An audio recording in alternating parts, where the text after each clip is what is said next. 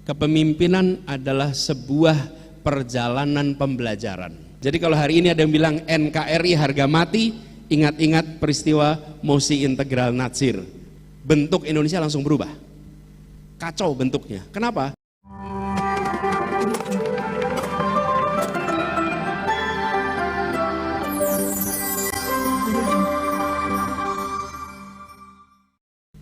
Assalamualaikum warahmatullahi wabarakatuh. Selamat datang Bapak Anies Baswedan bersama rombongan di Kampus Merah Universitas Hasanuddin. Apa kabar semua mahasiswa? Baik semua ya. Baik.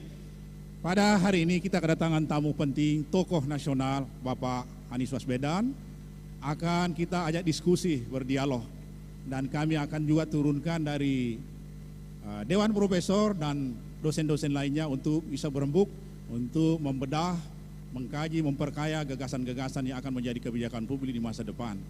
Sebagai langkah pertama atau tahap pertama, kita beri kesempatan Bapak Anies Baswedan kurang lebih 15 menit memaparkan gagasan-gagasan besarnya. Untuk itu saya persilakan. Saya pakai itu aja dulu Pak ya.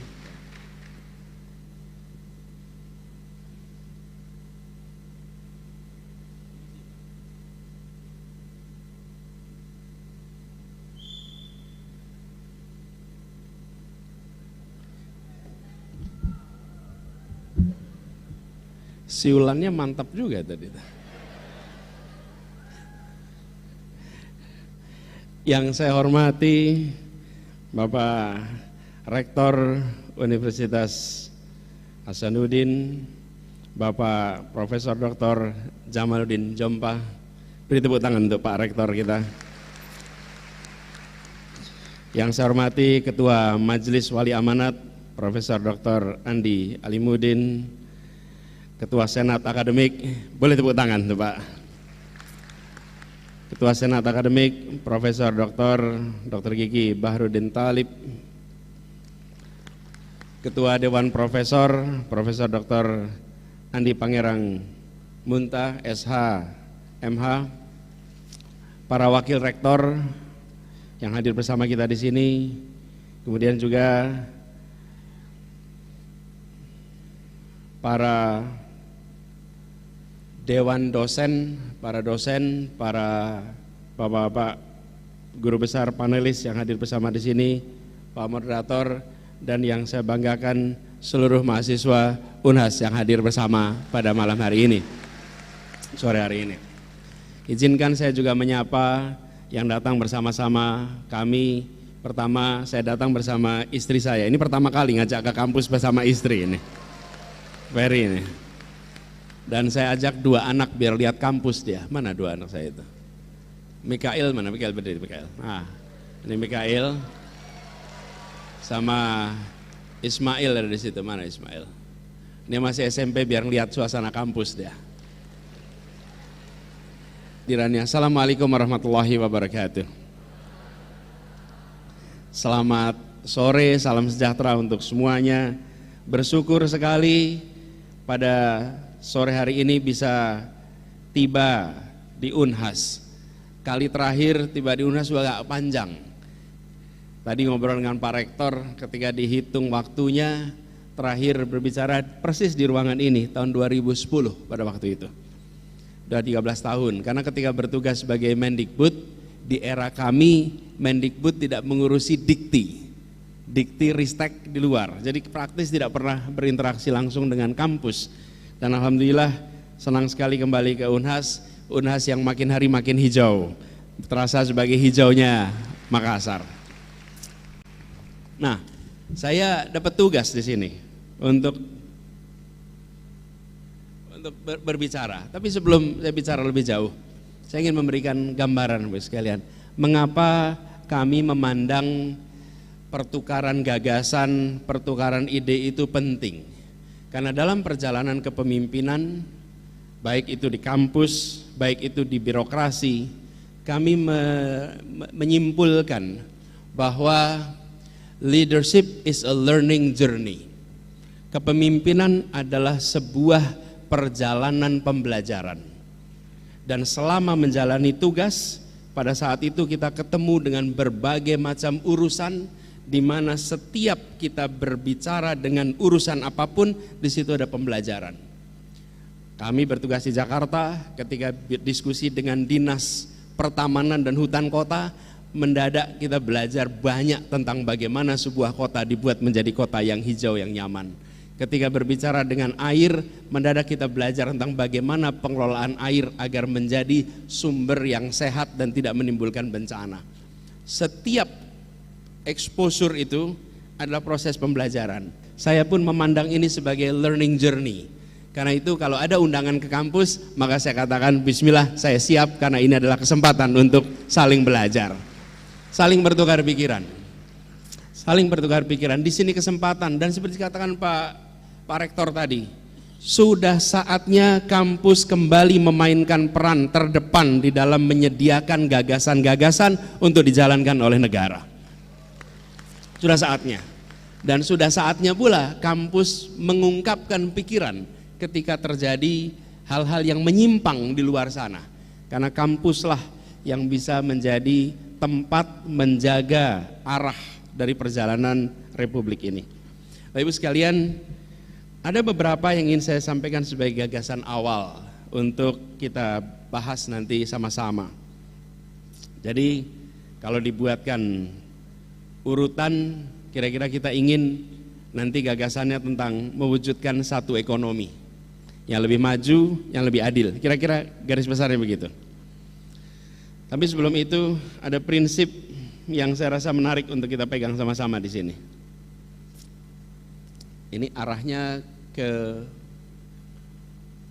mana? Ke situ ya.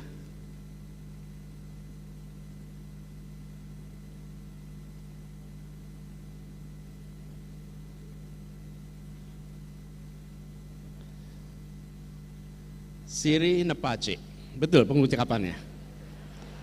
Betul. Loh, kalau tidak dikoreksi lah. Apa artinya ini?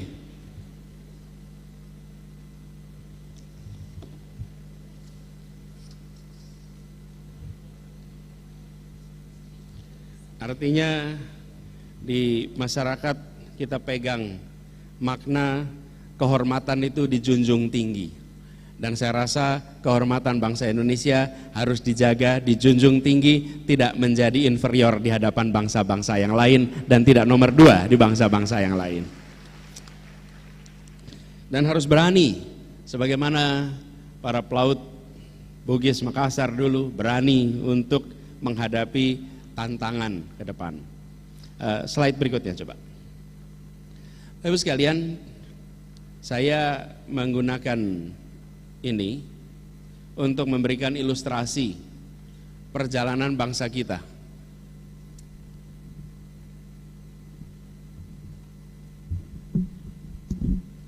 Perjalanan bangsa Indonesia, bahwa Indonesia melewati beberapa fase dan kita mau menuju yang keempat.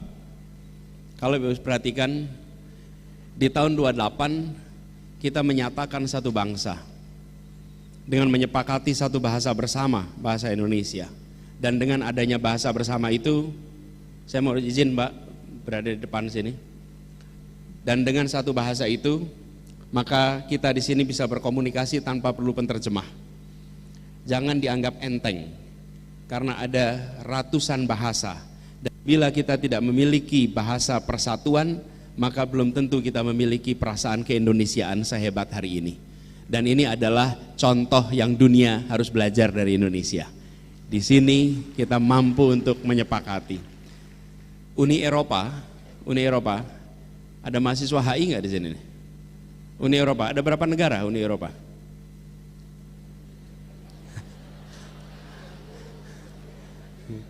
Ngacung dulu begitu ditanya, aduh gitu. Berapa? Ada berapa negara di Uni Eropa? Ayo, kalau mau cepat Google aja. Berapa? 27. Ada bahasa persatuannya apa? Apa bahasa persatuan Uni Eropa? Bahasa apa? Inggris. Inggris sudah Brexit. Udah keluar dari Uni Eropa. Apa bahasa persatuan Uni Eropa? Ada, harus ada. Bahasa persatuannya ada 23 bahasa. Oke? Dan itu artinya apa? Kalau bangsa-bangsa Uni Eropa berkumpul, mereka udah satu negara nih. Maka hadirin semuanya menggunakan headphone dan di belakang sana ada penterjemah 23 bahasa. Semua dokumen yang diputuskan diterjemahkan dalam 23 bahasa. Mereka tidak berhasil menyepakati satu bahasa persatuan dan mereka harus belajar dari sebuah negeri yang di ujung tenggara Asia namanya Indonesia. Dan ini saya sering sampaikan, kalau tidak punya bahasa persatuan jangan harap punya angkatan bersenjata yang kuat. Karena tidak mungkin komandan pasukan pakai penterjemah, tidak mungkin. Dan konferensi pertemuan kita merasa satu, bahkan di Indonesia. Bapak Ibu perhatikan, sering tidak terjadi konflik antar suku, antar etnis, bahkan berdarah sekalipun. Tapi yang menarik, pihak yang berkonflik duduk di meja perundingan dan mereka tidak memerlukan penterjemah untuk merundingkan kepentingannya. Itu Indonesia. Jangan anggap enteng menjadi satu itu. Nah, inilah satu pertama. Satu yang kedua, kita satu negara, proklamasi 45 menjadi satu negara. Tapi belum negara kesatuan. Baru tahun 50 kita menyebutnya jadi negara kesatuan.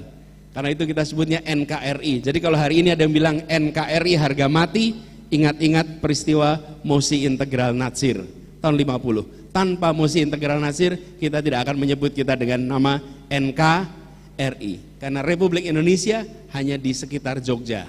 Presidennya Soekarno, RIS presidennya Mr. As'ad pada waktu itu. Indonesia hanya kecil, Republik Indonesia, bagian dari Republik Indonesia Serikat yang presiden namanya Mr. As'ad. Lalu kita sudah satu negara kesatuan, tapi belum satu tanah air, karena air kita masih belum milik Indonesia.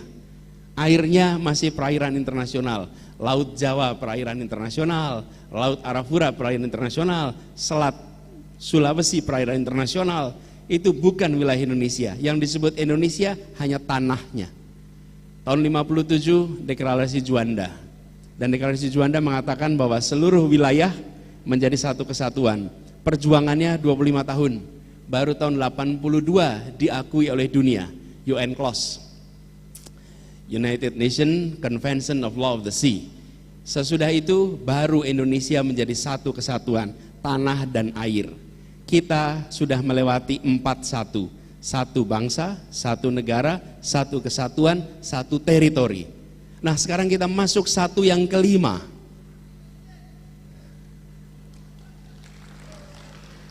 Pelan-pelan, pelan-pelan. Belum sampai sana.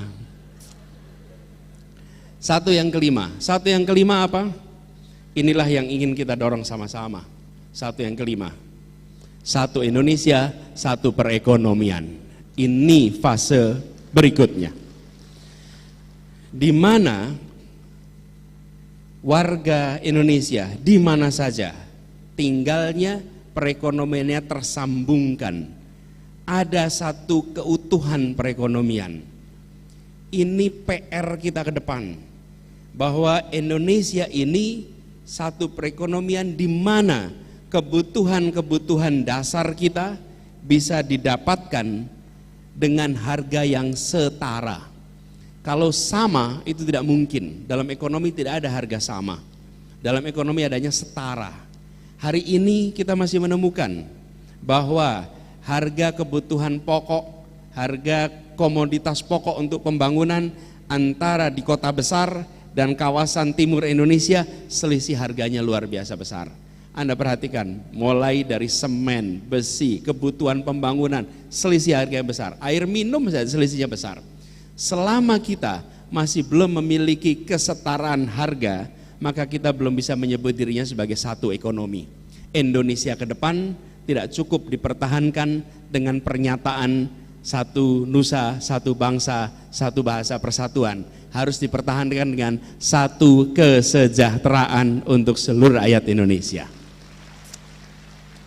Itu sebabnya kita menginginkan agenda besar kami ke depan mengintegrasikan perekonomian Indonesia. Dan pengintegrasian ini memasukkan unsur mobilitas, memasukkan unsur pendidikan, memasukkan unsur kesehatan, sehingga hal-hal yang menjadi kebutuhan dasar bagi seluruh rakyat dimanapun berada itu terpenuhi. PR ini bukan PR yang ringan, dan kita berharap dengan pendekatan ini maka kebutuhan pokok setiap keluarga terpenuhi. Keluarga bahkan bisa menabung dan harapannya bisa merencanakan masa depan juga dengan baik. Dan ini artinya, Bapak sekalian, kita mengarahkan untuk sehat, terdidik. Human capital is the key. Saya kalau bicara ini di kampus dengan bapak-bapak, ibu semuanya seperti berkhotbah pada orang yang beriman. Iya, karena semua orang kampus pasti percaya ini. Orang kampus percaya bahwa kesehatan dan pendidikan adalah kunci untuk meningkatkan kualitas manusia Indonesia. Dan saya istilahkan kualitas manusia, bukan kualitas sumber daya manusia. Saya mengusulkan jangan digunakan istilah sumber daya manusia untuk pembangunan manusia. Kenapa? Jangan pandang manusia sebagai faktor produksi, manusia sebagai aset terbesar Indonesia dan bukan semata-mata faktor produksi untuk kegiatan di pasar. Begitu diistilahkan sebagai sumber daya, maka dia ekuivalen. Sumber daya dalam perekonomian ada sumber daya orang, ada sumber daya kapital, ada sumber daya tanah, ada sumber daya teknologi, itu semua sumber daya di dalam sebuah faktor produksi. Manusia menjadi salah satu sumber daya. Nanti akhirnya pendidikan diarahkan sekedar untuk persiapan kerja. Dan ujungnya mereka yang berilmu hanya mencoba menjajakan ilmunya kepada pembeli yang mau menjual dengan harga yang termahal. Ini yang digeser nih. Jadi orientasinya apa? Kesehatan, pendidikan.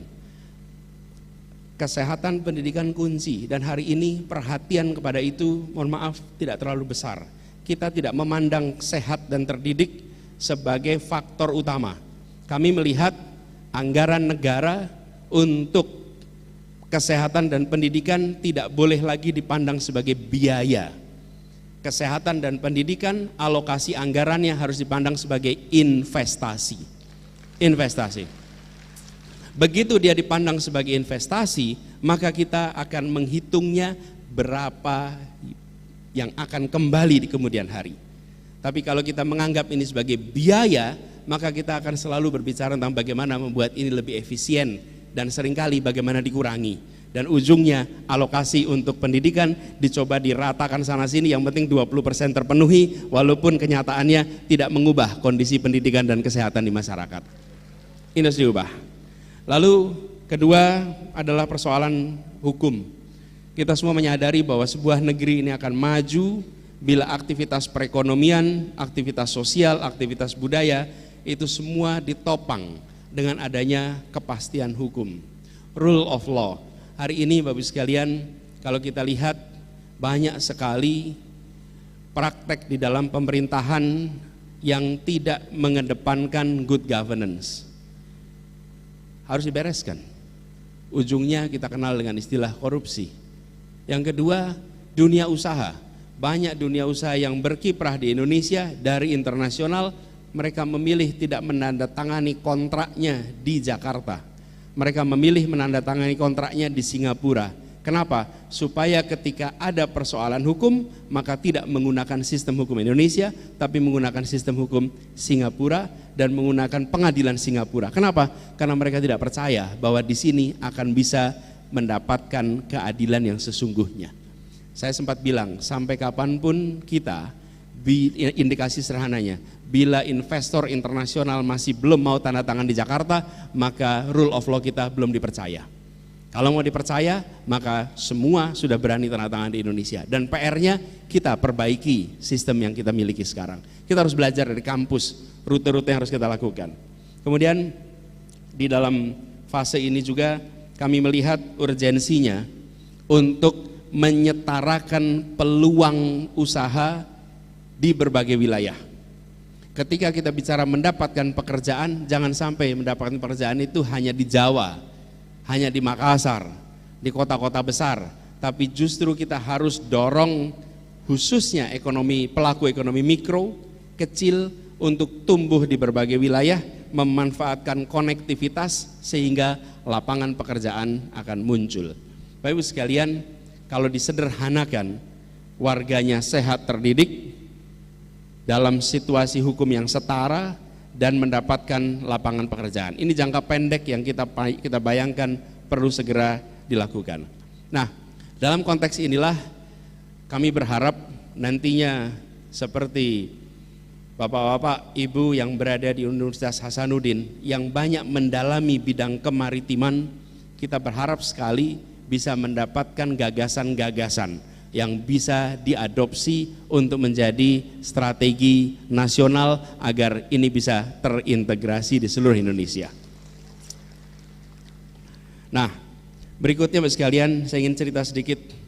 Ini contoh Sulawesi yang kita semua tahu sebagai surganya kakao dunia. Kalau kita lihat di dalam data, ada negara Pantai Gading dan Ghana, produsen biji kakao nomor 1 dan nomor 2, dan nomor 3-nya adalah Indonesia. Indonesia adalah produsen terbesar. Dan di mana itu? Di Sulawesi Selatan, di Sulawesi Tengah, di Sulawesi Tenggara, di Sulawesi Barat. 75% dari produksi nasional kakao ada di tempat ini. Tetapi 80% dari produknya diekspor ke luar negeri, 20% baru domestik. Dan 85% dari ekspor itu dalam bentuk intermediate, bukan dalam bentuk finished good. Kami memandang ini contoh bagaimana pengintegrasian perekonomian, perluasan lapangan pekerjaan di berbagai wilayah adalah dengan kita melakukan yang biasa disebut dengan istilah reindustrialisasi. Melakukan industrialisasi lagi di tempat yang selama ini terlewatkan. Kita dorong reindustrialisasi. Mengapa ini perlu didorong ke depan? Kita sudah melakukan fase awal industrialisasi mayoritas di Jawa dan beberapa kota besar di Indonesia. Tetapi fase ini kita membutuhkan untuk mendorong industrialisasi di tempat yang lebih luas. Dan kalau kita taruh potret Sulawesi, maka kita akan ketemu dengan potensi kekayaan alam yang luar biasa. Yang ini harus dimanfaatkan dengan kita membangun industrinya dari hulu sampai ke hilir. Dan bila itu bisa dilakukan di berbagai wilayah di seluruh Indonesia, maka kita akan bisa menyaksikan gerakan perekonomian yang merata di berbagai wilayah. Bukan merata karena subsidi dari pusat, tapi merata karena industri-industri bertumbuhan di seluruh wilayah Indonesia. Dan ini membutuhkan dukungan. Dukungannya apa? Dukungannya adalah sistem logistik kita harus diperbaiki. Bapak Ibu sekalian, satu, Indonesia mensyaratkan sistem logistik yang negara turun tangan. Ini sebuah ilustrasi saja, ini biaya pengiriman kontainer yang hari ini ada di masyarakat. Kalau boleh saya berikan ilustrasi, kalau dari Surabaya mengirimkan ke Tiongkok itu untuk 40 feet kontainer harganya 7,6 sampai 10 juta rupiah. Kalau mengirimnya dari Surabaya ke Makassar harganya 20 juta rupiah. Oke. Peta Indonesia berubah ketika jarak antar wilayah yang asalnya kilometer diubah jadi ongkos kirim. Oke. Bentuk Indonesia langsung berubah. Kacau bentuknya. Kenapa? Karena dari Jakarta ke Makassar pendek sekali karena ongkos kirimnya kecil, tapi dari Makassar sampai ke Luwu misalnya, dari Makassar sampai ke pegunungan di Majene misalnya, itu akan ketemu harga yang sangat tinggi. Dan kalau itu harga sebagai pengganti jarak, maka bentuk Indonesia tidak seperti yang kita bayangkan saat ini. Kita harus mengembalikan agar Indonesia itu satu dengan cara negara hadir mengkoreksi sistem logistik agar kegiatan usaha bisa berjalan dengan baik di seluruh wilayah Indonesia. Ini adalah potret hari ini. Ini potret hari ini. Ini tidak boleh diteruskan. Kalau kita berbicara satu, dan negara harus hadir. Negara harus hadir, negara harus memberikan alokasi anggaran yang cukup agar kegiatan logistik berjalan sampai skala ekonominya terpenuhi. Ketika economy of scale belum muncul, maka negaralah yang mengeluarkan biayanya. Negara harus hadir di sini, dan negara tidak boleh berhitung untung rugi, karena negara tidak berdagang dengan rakyatnya. Negara itu menjalankan konstitusi, dan konstitusinya mengatakan bahwa kita harus menghadirkan keadilan, itu konstitusinya. Jadi ketika kita berbicara tentang alokasi anggaran terkait sistem logistik, ini akan membuat perasaan kesetaraan di semua tempat. Logistik sistem kita tidak sederhana, tetapi bila tidak dikoreksi, ini akan membuat Indonesia kita sulit untuk merasakan satu Indonesia, satu perekonomian, satu kesejahteraan. Bapak Ibu sekalian saya hormati, saya akan hentikan di sini paparan awalnya. Tapi saya berharap Ibu sekalian bisa mendapatkan masukan, komentar, kritik dari semua. Kita ingin ke depan perasaan satu itu terwujud dengan ada satu kesejahteraan, cerminannya satu perekonomian, cerminannya kesetaraan pelayanan kesehatan, kesetaraan pelayanan pendidikan, kesetaraan kesempatan kerja, dan kesetaraan di mata hukum.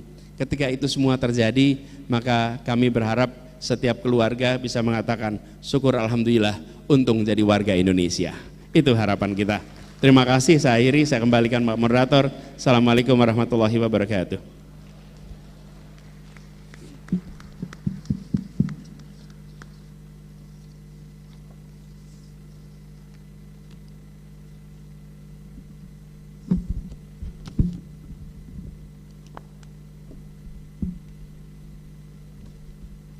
Ya, terima kasih Bapak Anies Baswedan sudah memaparkan secara global pandangan-pandangan besarnya